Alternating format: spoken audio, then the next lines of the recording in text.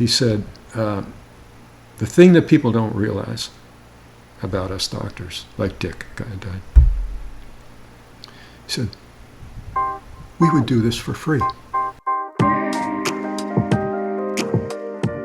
Welcome to the 4th episode of the MD Edge Post Call podcast. I'm your host, Nick Andrews. I've been doing radio and audio television for about 10 years now, and I've been fortunate enough to interview some prominent athletes and politicians, but I must confess I'm the most excited for the conversation you are about to hear. Today we welcome the man otherwise known as Samuel Shem. Samuel Shem is, of course, the author of the satirical novel The House of God. The House of God was published in the 1970s and closely examines the medical residency experience. The House of God is currently selling better than it did when it was originally published. The novel is considered a cult classic and is ranked by Publishers Weekly as the second best satirical novel of all time, behind Don Quixote by Miguel de Cervantes. Mr. Shem was kind enough to invite me to his Boston home for a conversation on literature, medical residency, and what he thinks of where the current systems are going. Here now, I bring you to my conversation with Samuel Shem. Call me Shem. Shem. That's what you prefer? Yeah, sure. Hit Bergman. Sure, Nobody sure. knows Bergman. Everybody knows Shem. Everybody knows Shem. So it's really interesting. I agree. I think that when I started out, I wanted to play sports in college, and that didn't work out. I got injured, and then the interesting story of my life is that I had a foot in the door with ESPN, and I did a couple games on the SEC Network, 119 million homes, and I was in a place of a lot of envy for a lot of my contemporaries. Yeah. And I thought, this is so weird to go against the grain, but I don't want this anymore. I don't want to do it. I don't enjoy the work. I would love to call games. I like to be the guy on the radio or TV calling the game, but and God bless the sports reporters, because I'm a huge fan and I consume it like I'm an addict. But I don't want to do that, and I was doing that. And what do you think allowed you to get past that? That's really very rare, without a lot of regret, a lot of self-blame, a lot of, I that should have happened, I made a mistake, A couple things. The first thing, I think that I was fortunate to have a mentor at Ole Miss who was very proud of my accomplishments in sports, TV, and radio, although honest with me, and I thought, We're sitting here in the summer right now, and I just drove in listening to Boston radio. Anytime I go to a new town, I think if you want to know what the town is really like, you listen to their sports radio. Yeah, because those callers are the guys that wake up at 4 a.m. and cook and make your coffee and fix your house. And but I listen to them kind of manufacture crap that no one cared about. But it's July; it's their job; they have to do it. And I thought, if I had to do that year in and year out, I couldn't. And those guys can, and if they're happy, they're happy. But I had a mentor who I talked this through, and he said, it doesn't, you work really hard to get to a place like Philly or Boston, and then that's it forever. That's as high as it gets, and, it's something for you to think about. But I caught another lucky break, to be honest, because I've never been happier in my vocation than I am now. My other lucky break was the way the scheduling worked out. My last semester there, I had 5 classes, 15 credits of history, and 3 credits of English. Wow. So I got no practical information. I just kind of was able to be a philosopher and a historian, and that solidified. I have to make a pivot because I'm headed to a place of I felt really confident, and I was, years ahead of where people my age were. Good for you. But man, I just couldn't do it. So I because I've always kind of dabbled. You go to Ole Miss and you want to write a novel. Faulkner's everywhere. The professors there are great. And so I had always kind of dabbled in fiction, and I could really do other stuff. I don't know though. I'm so far down this hole, and I thought if I don't do it now, I'll be stuck, and I'll live in, the tallest building in Oklahoma City, and I'll be like a, middle market famous. But I just, no way, can't handle that. I'd rather talk about this because it feels like there's substance here. You found something, and you talk to interesting people. Yeah, I definitely. That's true. Let me. Shall we go on and we'll talk about, you're talking about wellness? Yeah, well, so the point of the podcast, we're right now, the name of it, and this is subject to change because the way the podcasts work are, if you're going to roll it out properly, you like to have 3 or 4 in the can, and then so that you're not screwed waiting for somebody to call you back or whatever. So you are going to be one of the first 3 to 5. Oh, good. Right. And The name right now is called Post Call Podcast. It's the idea for, it's sort of my log line or my pitch is it's sort of like a happy hour for clinicians, somebody Good. like an off-the-cuff conversation. Good. And they're invited to hang out with me and you and me and Dr. Lorenzo Norris of GW and Dr. Smith of the American College of Physicians. We're talking about physician wellness, burnout, suicide, but then also what inspires doctors. And Dr. Norris and I, we talked about hip-hop and basketball and just basically whatever you want to talk about. And I know that you and I started our conversation today about Tolstoy. Yeah. And it's hard to stumble on. And I have never met someone my age that has read Tolstoy, and it's hard because I get really nerdy about it. I love Tolstoy. Oh. Read every piece of fiction. There's a good friend of mine who actually was from the South, a Rhodes Scholar with me from Swanee, dead now, alas. Real scholar, English scholar. And he even pointed out, I said to him, Tolstoy's in everybody's head there. And he said, yeah. And at one point, he's even in the head of a dog, which I missed. I haven't seen it, but he apparently is. Yeah. But, and I'll give you a copy of Fiction as Resistance, because I do talk about Tolstoy a bit. And every time I write a novel, I always keep this in mind at the right rewrite. He said, the measure of an artist is the love he shows his characters. And, the way I write, I start with a lot of, hey, wait a second, this isn't right. And then after 2 or 3 or 4, with the House of God, 7 drafts, you love the chief of medicine at the end because he's a poor schmo, Right. Well, that's something that about storytelling, as you and I go off about storytelling, that I think is really important and is missed in popular culture a lot. Not that I don't love really entertaining movies and books, but it's easy to write a character as a device when all characters are representations of people, and people have motives and they have empathy and they have lives. It's very rare to meet a truly quote unquote evil or anti-hero. Those are rare. Characters, even if they're the foil of your plot, they're still a person, and they still have person motives, and you really have to get deep down into your soul to write a good character like that. It takes a long time. I had an experience like that. I'll give you this book. I hope you don't mind. I'll give you a couple of things. Yeah. This book I'm really, really very proud of, called The Spirit of the Place, which is about a divorced doctor who had been in Doctors Without Borders and stuff. An American is called to go back to his hometown, which was my hometown, Hudson, New York, and he winds up joining in the general practice of this old guy who got him into medicine, and he hates this town. It's my story. And there was one person there who had actually bullied me my whole life because it's a very anti-Semitic town.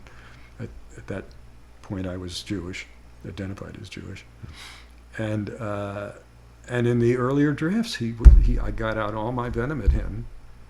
And then you'll see, if you read the book, at the end, you see him at the end I have the narrator, or the main character, sort of me, sort of grabs him because he's supposed to be this really tough guy and stuff, and he realizes, there's nothing, he's a poor guy.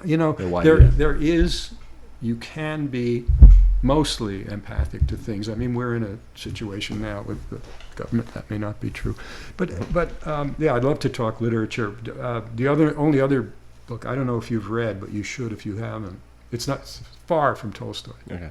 But it's genius and nobody much knows about it. Did you ever hear of Flann O'Brien? Yeah, I've heard. The Third Policeman? Okay, yeah. Read The Third Policeman. Third Policeman. It's genius. He couldn't get it published. Really? Yeah. That's so interesting how that happens. All right, so here, let me focus a little bit on what luckily, with my wife Janet Surrey, I wandered into something that has two things that have really helped me, and I needed a lot of help in various ways, even though I've been so lucky. I was, way on the achievement thing. I was a total hyperachiever, Harvard, Oxford, Harvard, all that shit. And one of the things was, in the 80s,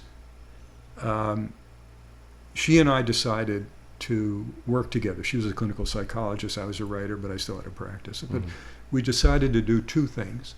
One was I was going to join her in doing a workshop on male-female relationships on the Cape. And I'm going to talk about this mainly, and she had joined this women's group who really offered a new way of looking about psychological health and development. Mm. The other thing, it turns out, we came across this story of Bill W. and Dr. Bob, who were the founders of Alcoholics Anonymous, which is the most remarkable story you'll ever hear. And it is arguably the best worldwide healing thing ever invented. You know? Yeah. My practice when I was a psychiatrist got to be about alcoholics and addicts. And I saw more transformation going to AA meetings, than I ever did in my office. And all right. This was called the Women's Center at Wellesley College. And what they did was quite remarkable. The usual theories, Western theories, created by men, say that the measure of a person's psychological health and growth is what's in the self. In this, they were all self-centered valuations. In fact, America was the place that developed self-psychology. I mean, in America is, in case you just look at our president, is the most self-centered. Well, I know that the country. self-help section is the most profitable section of bookstores.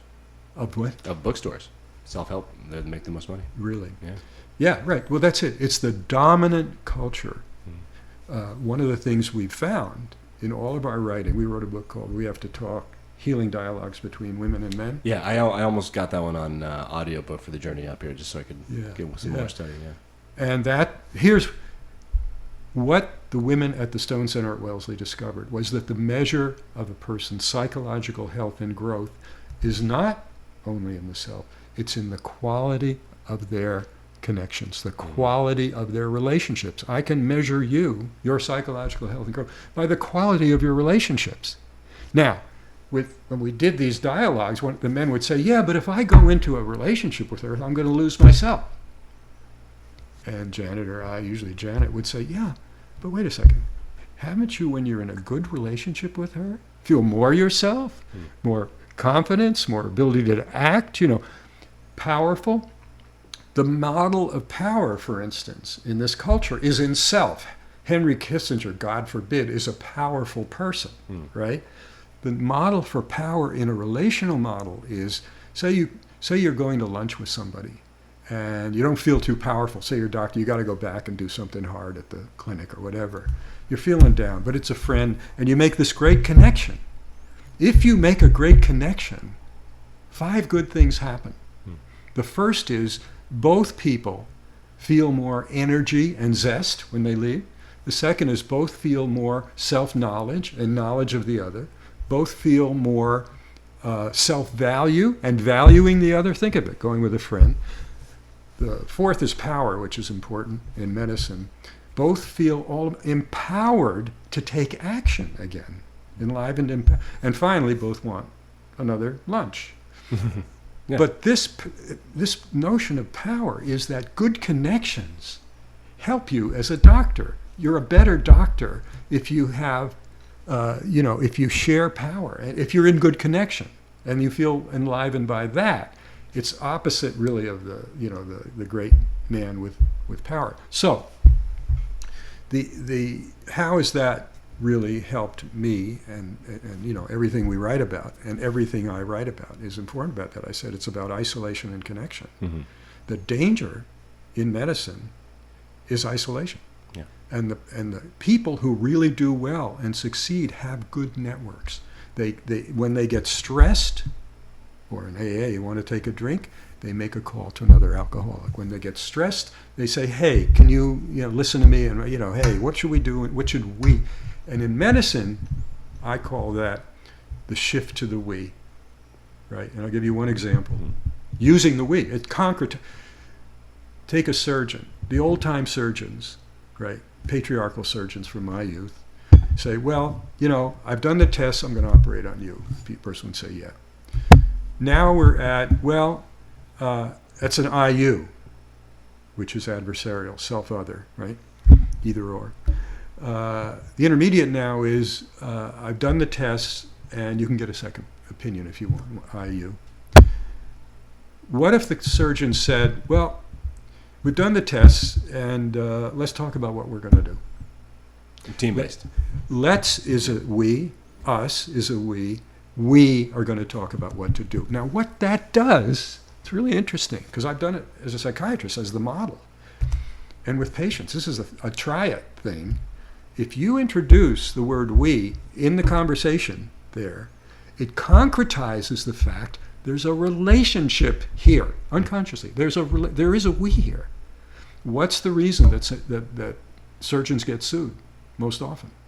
I think I've heard from surgeons that it's like their adversarial kind of. Yeah, they say, "Oh, I didn't have a relationship with him." Yeah. So anyway, that has infiltrated. That's one thing that really, it's what I talk about in medicine. Well, that's really interesting. If you don't mind me jumping in, because Go ahead. it sounds like what you're saying is that. So when you talk about you at the beginning, I think it was the author's note of House of God, and you're talking about the back is to the patient. But if you even using the word we under the current system, instead of that becoming a checklist on your day as a clinician and just the patient sort of being a machine, input-output, it's now a conversation, even in the most minimal That's way. right. That's right. It doesn't take long. You go to doctors, a lot of doctors don't even look them in the eye and take their hand and say, I'm Dr. So-and-so. But, two kind of new laws, and they're in there, in the new book, and they come from this work with Janet. Barry is still a character in this book, and plays a more major role. There are more women in this book than there used to be. There are more women in medicine than there used to be. Exactly, Yeah. You got it. But, okay, this is dealing with patients. Mm-hmm. Number one, connection comes first. If you are not if you're not connected to the patient, you're not going to hear anything of importance. If you are connected with the patient, you're going to hear everything from the patient. The issue is the connection first. Second of all, much more pragmatically, and you're in a relationship, I'm married, etc., nobody ever gets it right all the time. It's not just what you say or do. It's what you say or do next. The people who make it, whether it's with a patient or in a marriage, are things go off the rails, and somehow you have the ability to say, there still is a we here, certainly with a history in marriage. There's a we, and we screwed it up. Let's carry it on through, stay with it, try to stay connected, and something else will happen. Yeah. So it's very pragmatic. So that's the second thing I must say that I think is really important more generally in the culture now, especially in the self culture, not the we culture, is certainly community. But I would broaden it, especially in this materialistic society, to say you have to have some kind of practice that's outside yourself. It's not focused on yourself. Well, what I particularly mean is a spiritual practice, because a spiritual practice includes the self, but it's not the self. It's saying, I am not running everything. And it can be anything. That's an AA thing too, right? Submit to the higher power. I think that David Foster Wallace's speech, his graduation speech, is a way to live your life, and he says it doesn't matter which religion, but submitting to something higher than yourself is a way to be yourself in a whole, and there's a weird freedom that goes along with kind of giving up power. Oh, absolutely. I mean, I know more about AA than... I learned everything from David Foster Wallace. I read the Infinite Jest, that's what I got out of it. I think, I don't know how well you know him, Just as an avid fan, so far. Yeah, but the thing that this is from the play, the thing that Bill Wilson and Bob Smith were total drunks. They were going to die. They happened to meet by incredible coincidence, if you believe it. Akron, Ohio, Mother's Day, 1935. They're both going to die. And they had this revelation. Bill realized and said to Bob, they were going to talk for 15 minutes. Bob was all hungover. Bill had been white knuckle sober for a while. And Bob wanted nothing to do with him, so he gave him 15 minutes, and Bill said, the only thing that can keep a drunk sober is telling his story to another drunk, meaning outside of yourself. And, and of course, that means a higher power. Neither of these guys believed in God when they met, the traditional God, because it had failed. It's not, as somebody says to Bill when he's drinking, damn it, you big lug, you don't have to believe in God. You just have to admit that you're not God so something else can take over. So Bill tells his story to Bob, and he says, my doctor in New York said maybe this is a disease and blah, blah. And Bob, who was a doctor, very important, a doctor, says to him, wait a second, a disease with signs and symptoms, a course and a progression implying what? A treatment? So he reframes it in a treatment. And the treatment is telling your story to others, having a higher power, believing in a higher power, and several other things that are in the steps. And in down-to-earth, I said this before, in down-to-earth language, in those moments, like there's suicides and medical students and doctors, a whole class of doctors die every It's wild. year. It's wild, and it's getting worse. Yeah. I lost exactly what I was going to say. Oh, you were talking about submitting to a higher power, Bill and Bob, treatment. Yeah. Don't worry about it. I bet like the only way to cure yourself. Yeah, an alcoholic, when you feel like you're going to take a drink, when you come to that moment, and everything in your self says, oh yeah, I can take care of it and take care of it. The people who survive, and it's true of suicide too, the people who survive are, despite everything pulling you one way, you go against your old conditionings in yourself and pick up the phone. Something gets in there that says, make a call, pick up the phone. Medical students die. They don't pick up the phone, And that's the isolation you're talking about. I think that's the real poignant moment in House of God, as far as the plot. Yeah, as far as the plot's concerned, and that's I think the thing that resonates with a lot of people, because it's gotten worse from then, which is crazy to me. But I think hopefully this conversation will be a good way to at least alleviate some of that and hear a positive message about picking up the phone is it's not a difficult thing to think about when you're just out in your daily life, but there are moments when I would imagine that it would be the hardest thing in the world. Well, those are the moments it's very hard to sustain a community in medical school and in medicine too. And because so much time now is spent in front of computer screens. I did a survey, when I first got back into medicine. The minimum percent of time on shift that I heard of from interns was 80%. 80% of their shift time, they're in front of a screen. Now, if you think bathroom and food, that doesn't mean much. Anyway. No, that's that's a wild number to me. All I am is a patient, right? And that's my role in the clinic. That's crazy to me, and I think, the real point that I keep coming back to is it can be such a good thing.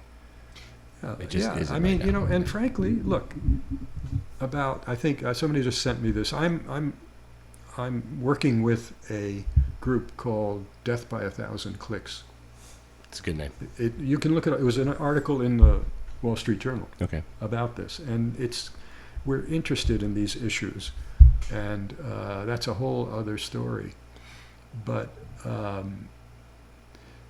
there is, there will be resistance to this come along, and I think things will change. I'm optimistic in a lot of ways. Good. I think I am as well, and keep having conversations like this make me optimistic as well. And I hope that I provided you the opportunity to just kind of spill your thoughts.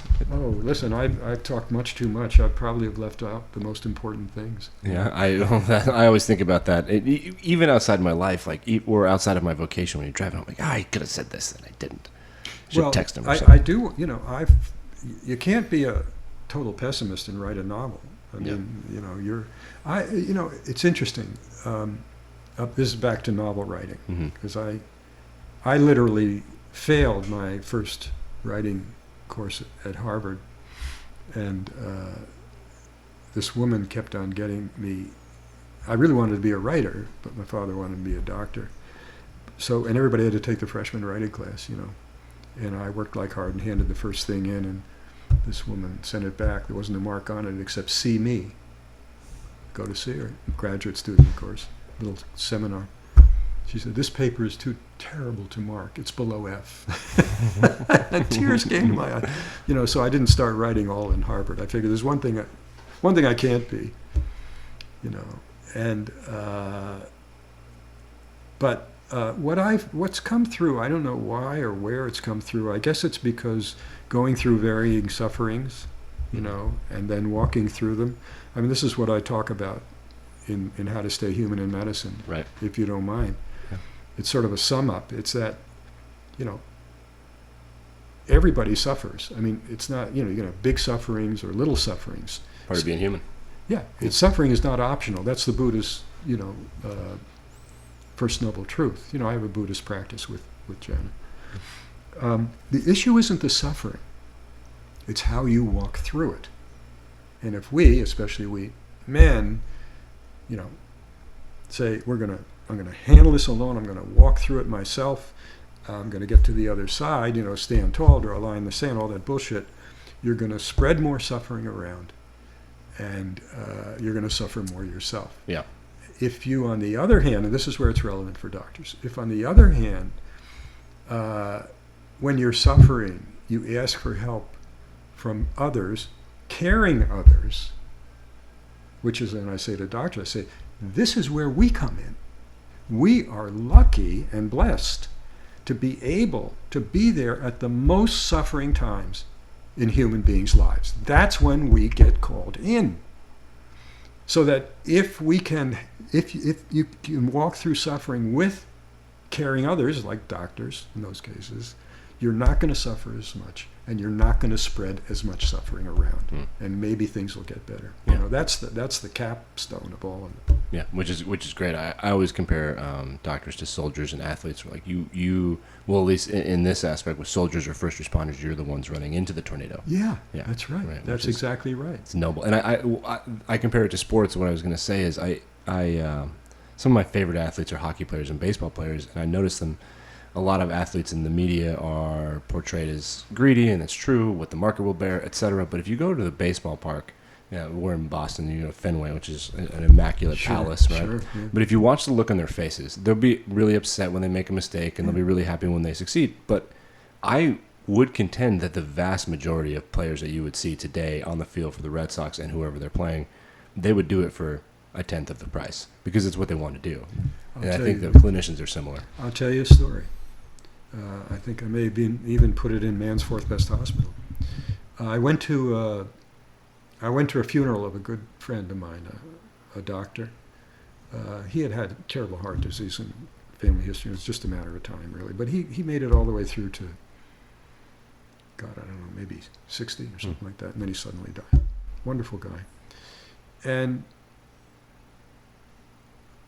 a couple of doctors got up to talk about him, and one doctor said, I get choked up about this. No problem.